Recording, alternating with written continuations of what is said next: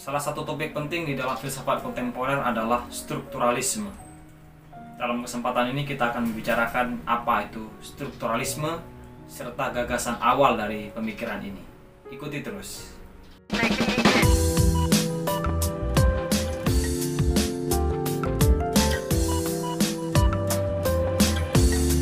Strukturalisme adalah suatu paham yang mengatakan bahwa struktur atau sistem itu memiliki prioritas atas bagian-bagian yang membentuk sistem itu sendiri. Jadi pandangan ini melihat bahwa setiap fenomena itu memiliki struktur-struktur yang mendasari fenomena itu. Dan setiap penelitian, setiap riset, atau bahkan investigasi saintifik haruslah berupaya untuk menemukan struktur-struktur itu. Nah, menurut Francois Dos, pandangan ini lahir sebagai salah satu ketidakpuasan cendekiawan Barat terhadap pandangan eksistensialisme Jean-Paul Sartre, terutama setelah munculnya Lévi-Strauss, ya, salah satu antropolog yang memiliki pandangan luas atau mengembangkan sedemikian rupa tentang ajaran strukturalisme. Secara historis, banyak para pemikir menyatakan bahwa strukturalisme ini berasal dari, sebetulnya bukan dari filsafat, tetapi dari salah satu pandangan di dalam ilmu linguistik. Dalam hal ini yang diusung oleh Ferdinand de Saussure. Ya. Walaupun sebetulnya kata strukturalisme tidak pernah dinyatakan secara langsung oleh Ferdinand de Saussure, strukturalisme sebagai satu term itu pertama kali dinyatakan oleh Roman Jakobson pada tahun 1926. Nah, dalam pandangan linguistik, ya, strukturalisme sebetulnya juga tidak hanya dikembangkan oleh Ferdinand de Saussure, tetapi juga di dalam tradisi Amerika ada Bloomfield, ya, itu yang juga salah satu pemikir di dalam linguistik yang juga mengembangkan tradisi struktural. Tetapi kemudian yang paling banyak mendapat respon, bahkan Bloomfield sendiri memberikan penghargaan yang cukup tinggi terhadap temuan-temuannya Ferdinand de Saussure. Ferdinand de Saussure menulis buku pengantar linguistik umum, Cours linguistique générale, ya, yang sebetulnya buku itu tidak pernah dia kumpulkan, ya. Tidak pernah dia tulis secara langsung. Buku itu merupakan kumpulan dari makalah-makalah yang dia sampaikan selama dia mengisi kuliah di Jenewa.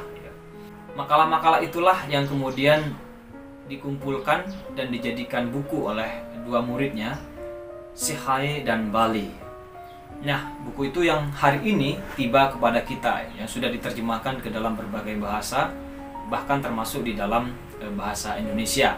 Ada versi yang diterbitkan oleh UGM Press yang diberi pengantar oleh Profesor Harimurti Kerdalaksana, salah satu ahli linguistik Indonesia.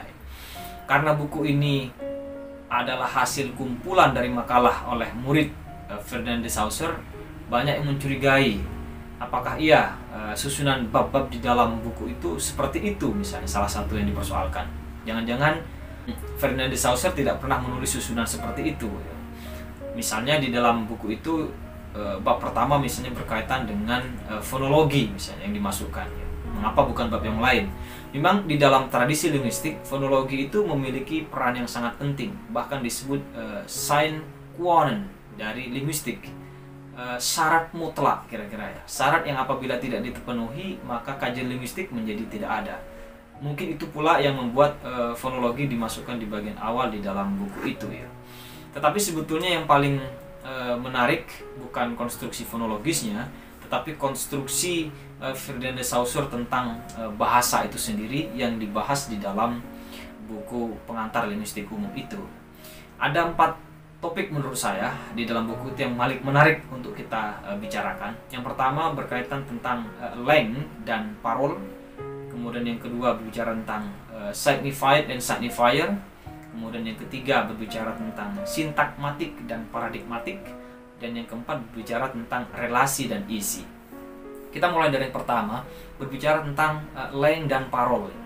Jadi bahasa itu menurut Saussure ada bahasa yang modelnya ujaran-ujaran yang sifatnya individual, empiris dan dinamis. Itu yang disebut parole, ya. Nah, penelitian ilmiah bukan itu yang diteliti. Penelitian ilmiah harus mencari yang lebih universal dari itu, yang dia sebut sebagai length, yang sifatnya tidak empiris, konstruktif, dan tidak individual, melainkan sosial ya. Nah, seorang linguis di dalam meneliti bahasa harus mencoba ke arah sana. Ini yang mengubah cara pandang para kaum linguis di dalam meneliti, yang awalnya berbicara tentang sejarah bahasa itu sendiri, lalu kemudian masuk ke dalam fakta-fakta bahasa itu sendiri. Lalu kemudian yang kedua berbicara tentang signifier and signified, petanda dan tinanda. Jadi setelah Saussure ini menemukan ada length, maka apa yang bisa kita lakukan untuk memulai penelitian tentang length ini? Ferdinand Saussure mengatakan bahwa unsur terkecil dari bahasa itu adalah kata. Ini nanti berbeda dengan Roman Jakobson. Roman Jakobson menyebut bahwa versi terkecil dari bahasa itu adalah fonem. Misalnya ada bunyi S di dalam bahasa Inggris misalnya. S itu kalau tidak masuk ke dalam suatu kata memang tidak memiliki arti apapun. Tetapi ketika S itu masuk ke dalam kata book menjadi books, maka book yang awalnya satu setelah mendapat akhiran fonem S menjadi books, maka artinya sudah menjadi buku-buku ya. Atau mungkin di dalam bahasa Arab ada hum misalnya, kitabuhum misalnya, setelah ada humnya itu sudah beda dengan kitabun misalnya. Nah itu yang dimaksud fonem di dalam konteks linguistik oleh Roman Jakobson. Tetapi menurut Ferdinand Saussure, unsur terkecil dari bahasa itu adalah kata. Nah, berbicara kata sebetulnya kaitannya dengan makna. Kata itu berbicara antara penandaan, ya. Berbicara tentang tanda. Di dalam tanda ada yang ditandai dan yang menandai. Ya. Nah, yang menandai itu yang disebut signifier, sementara yang ditandai itu yang disebut signified, ya. Petanda dan tinanda. Nah, misalnya kita menyebut kata pohon misalnya, maka itu adalah penandanya berupa citra akustik bunyi pohon ya. Lalu kemudian yang ditandai konsepnya apa ya, misalnya memiliki cabang, memiliki daun, memiliki akar, berdiri menjulang misalnya. Nah, hubungan antara petanda dan tinanda ini menurut Saussure adalah hubungan yang arbitrer, hubungan yang oleh sebagian orang disebut semena-mena, sebetulnya mungkin lebih tepat disebut mana suka ya. Jadi tidak ada alasan mengapa kata pohon itu mengacu kepada pohon, mengapa tidak mengacu pada yang lain. Itu adalah arbitrer, atau bahasa lain juga disebut sebagai konvensional ya, kesepakatan saja. Itu berkaitan dengan tanda dan tinanda, petanda dan tinanda. Kemudian yang ketiga berkaitan dengan paradigmatik dan sintakmatik. Kita mulai dari sintakmatik. Sintakmatik ini adalah susunan bahasa secara horizontal. Misalnya, saya pergi ke kota Surabaya. Saya pergi ke kota Surabaya. Ini susunannya horizontal.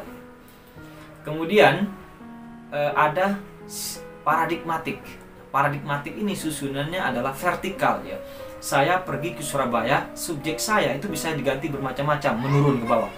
Bisa ganti saya, aku, kita misalnya, dia dan seterusnya. Atau bahkan Surabaya itu bisa diganti Mojokerto, Jogja dan seterusnya. Sehingga susunannya menjadi paradigmatik. Nah, kemudian yang keempat berbicara tentang relasi dan isi. Jadi isi itu sebetulnya ditentukan oleh relasi. Contoh yang diambil misalnya oleh Ferdinand Saussure di dalam bukunya itu adalah tentang permainan catur. Misalnya permainan catur, bentengnya hilang ya sebagai isi. Nah, benteng ini sebetulnya bisa kita ganti dengan berbagai hal di dalam permainan catur. Misalnya kita ganti baterai yang kecil ya, kita taruh di situ, maka kita tetap bisa memainkan catur itu sebagaimana aturan catur itu sendiri. Jadi baterai itu meskipun dia bukan benteng sebagaimana sebelumnya, tapi dia dapat difungsikan, dapat direlasikan dengan permainan-permainan yang lain sehingga dapat memainkan catur itu sendiri. Dengan demikian isi sebetulnya tidaklah lain selain apa yang ditentukan oleh relasi yang membentuk isi itu sendiri. Nah, kalau kita bawa pandangan Ferdinand de Saussure tentang struktur ini ke dalam studi kebudayaan misalnya, apa yang maksud kita leng? Leng misalnya pakaian tradisional. Kemudian parolnya apa? Ya banyak macam-macam ya, belangkon misalnya, atau pesak, pakaian Madura misalnya. Lalu kemudian petanda dan penandanya, ya pak belangkon itu menandai apa sebetulnya? Itu bisa kita jelaskan apa yang ditandai, atau pesak ya itu pertanda sebagai blater misalnya di dalam tradisi Madura misalnya ya. Itu petanda yang sifatnya konvensional ya. Kemudian kalau bicara sintakmatiknya, urutan-urutannya ya, tentu saja pemakaian pesak itu mula-mula ya apa odengnya itu ya di atas, pakai bajunya pakaian baju hitamnya itu di sini, kemudian yang merah putih itu di dalam. Tidak mungkin urutannya kemudian yang merah putih itu kaos merah putih ditaruh di kaki misalnya, lalu odengnya itu ditaruh di tangan, tidak mungkin, karena itu tidak sintakmatik ya. Nah, urutan-urutan itulah yang disebut sintakmatik ya. Tetapi kemudian kaos itu atau jenis kaosnya itu bisa kita ubah bermacam-macam jenis kaosnya, atau mungkin model odengnya bisa kita ganti bermacam-macam, berbagai macam motif misalnya. Nah, pergantian bagian-bagian itu adalah paradigmatiknya ya. Lalu kemudian relasinya ya tentu saja berbagai bagian pakaian ini menjadi bermakna, kira-kira menjadi memiliki nilai budaya setelah dipakai secara keseluruhan ya. Jika dipakai hanya luarnya saja misalnya dicampur dengan berbagai macam, tentu nilai budayanya menjadi hilang sebagai tradisi khas dari Madura. Ini salah satu penerapan dari pandangan strukturalisme kalau kita bawa ke dalam kajian kebudayaan. Karena itu orang-orang strukturalis di bidang kebudayaan menyebut budaya itu atau tradisi itu sama seperti bahasa. Ini salah satu nilai pentingnya. Dalam kajian ilmu pengetahuan kontemporer kemudian strukturalisme ini dianut ke dalam berbagai bidang disiplin ilmu. Masuk ke dalam sosiologi, masuk ke dalam psikoanalisis. Di situ kita menemukan misalnya ada Jacques Lacan ya. Masuk ke dalam ilmu antropologi, misalnya kita menemukan Lévi-Strauss di situ, dan berbagai kajian ilmu-ilmu yang lain gitu. Nah, dengan demikian strukturalisme ini bisa kita sebut sebagai salah satu cara sebetulnya di dalam memahami realitas ya. Terutama ketika misalnya rasionalitas itu mulai mentok, maka sebetulnya satu realitas bisa kita baca dengan secara struktural ya.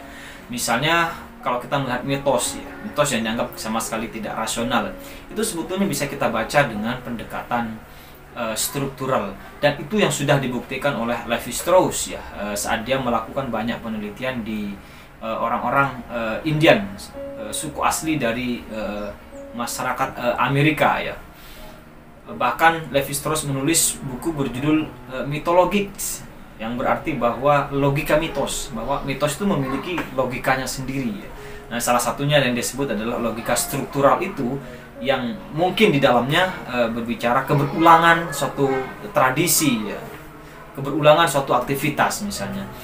Itulah saya kira sumbangsi penting strukturalisme di dalam pemikiran.